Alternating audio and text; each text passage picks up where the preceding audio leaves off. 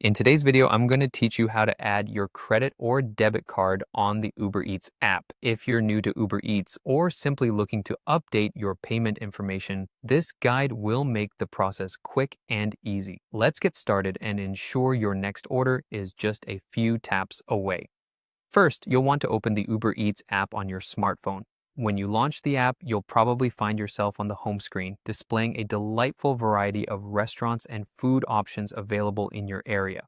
But instead of getting sidetracked by all those delicious choices, let's focus on setting up your payment first. In the app, look toward the bottom of your screen where you'll see a menu bar with various options like Home, Search, and Account. Go ahead and tap on the Account option. This will take you to a new screen where you can view and customize various aspects of your Uber Eats profile. On your Account page, you'll see several sections, but for today, we're interested in the Payment option. Tap on that, and you're now in the Payment Methods section of the app.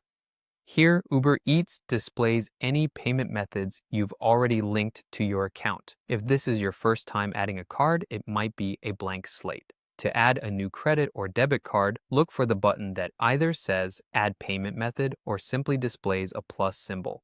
Tap on this option and you'll be prompted to choose from different payment methods. Select credit or debit card from the list. Once you've selected this, the app will open up a space for you to input your card details. Here, you'll need to provide the card number, expiration date, and the CVV, which is typically a 3-digit number located on the back of your card. While you carefully type in this information, double-check each field for accuracy. A small typo here can prevent you from successfully placing an order later. After entering your card details, you might see an option to save this card as your default payment method. If you're planning to use this card for most of your orders, go ahead and select this option to streamline the checkout process in the future. Otherwise, you can always change your default payment method later without any hassle.